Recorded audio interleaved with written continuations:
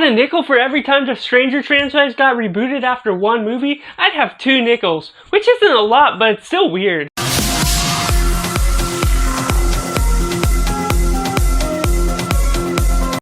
Welcome to Cinema, where we focus on the film. I'm Josh, this is Simply Cinema. Let me know in the comments below what you thought of Strangers Chapter 1. Was it good, bad, or somewhere right in the middle? Let me know all that. Make sure you like this video if you enjoy it. Subscribe if you're ready to join in the film culture community where we talk about the love of cinema as a whole. But going right into the synopsis. As a couple is traveling across the country, their car breaks down in this eerie and secluded town, which forces them to rent out a secluded cabin within the woods that gets them from dusk to dawn, haunted by these 3 masked strangers. And going into a positive, there's an overall structure to this story that is good, well focused, and sound to where it is headed from the beginning to the end, being based on a true story to some degree, maybe not a specific one, but it highlights the idea that there's so many attacks across the country in America, and this is sort of a hint at what something could look like in the general sense of things,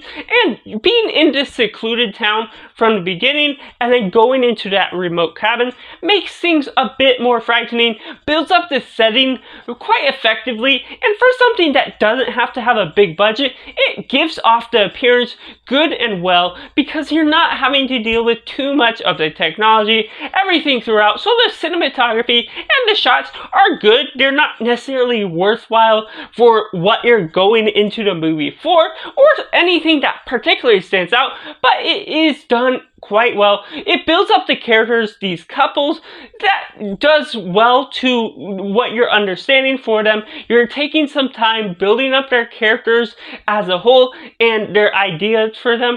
You're not absolutely in love with them for their chemistry on screen, but you get where they're coming from. They're not married and they're not really planning on it, but there's also a bickering back and forth at certain times that gets you to know some of their arguments and also some of their good quirks that makes them click together, that gets them on the surface level at least understanding their connection together and being on board with wanting to defend their lives as well. And that leads also into the horror icons, the strangers as well, that have this fear factor of being behind the mask, and they have this unresolved and mysterious motive that is just because people are in this house that they're gonna do these evil things and try and hunt them down and play games with them just to play games with them and not necessarily have a motive to be attacking them.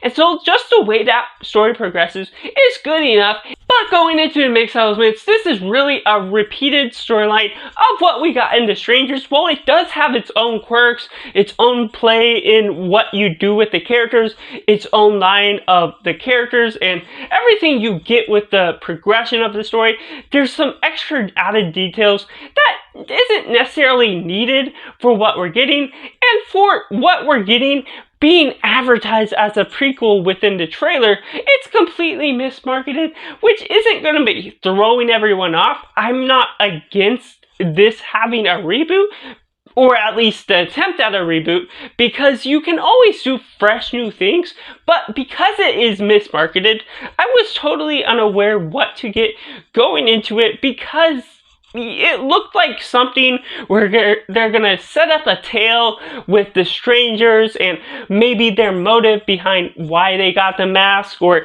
the meaning behind everything behind the home and that secluded town, but it doesn't offer any of those answers because it's just trying to be a cheap reboot that does its own thing, which is completely fine, but it's not the movie that we got advertised to from the trailers. If any of you watch anything, I do want to point that out as well for my awareness that I had to get into watching this movie for just the general vibes of what you're getting.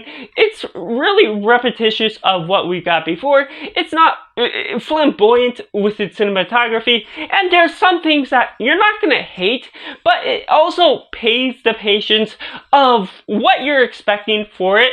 And what I like about The Strangers and their vibe as well is sometimes this movie takes its time to play off the scare, because the strangers are playing the games with the couple, and that means you're taking its own sweet time, and not everyone's going to love that or connect with it, because it takes time to get to the scare or to get to the attack, which is purposeful to some degree. But within this one, it's not always feeling like it has the right sense of meaning to that patience of time that is testing with the audience, because when you're getting into real life story, obviously you're not expecting anything to be evil or something to be attacked. You're never expecting when those strangers may pull up and have no motive to be attacking you for no reason. And so that's what I like about the idea of what this offers. But ultimately, this feels like it stretches things out more than what we got previously in the last couple of films.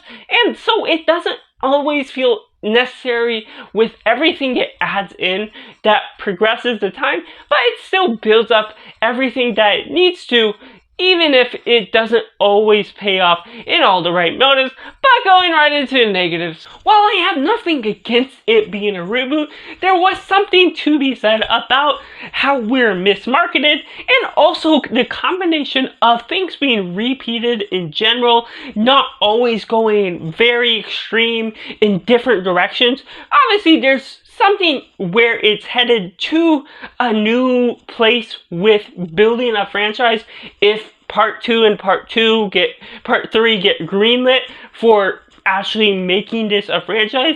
And also, what I have to say about making this a multiple part franchise and being rebooted in general, well, they put the message at the beginning of this being about based on true stories. It's good to put that out there and be the highlight to make people aware of these sort of things, how frequently they happen.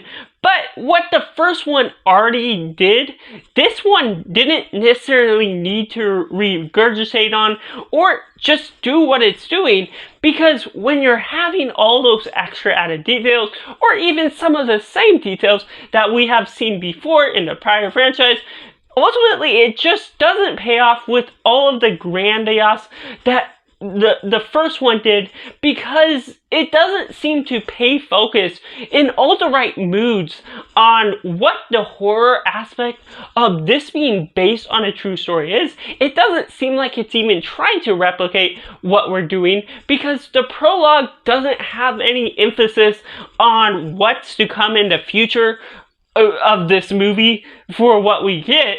And so there's a separate tale of stories where it's revealing the horror icon or the strangers soon into the movie and doesn't build them up. And obviously we already have seen them in the past, but if you're wanting to reboot it, you still need to build up what we're getting. And to effectively build that up, you almost have to do the Jaws sort of story technique, where you don't reveal the villain until the end or somewhere halfway through, just to build up the suspense, build up the fear factor of just hearing noises, hearing certain things, or even the silence alone that effectively can build up a suspenseful fright within the audience, within me, that just generally works more effectively that I have seen within the first Strangers movie, that still can establish some good ground to what this film has to offer as a whole.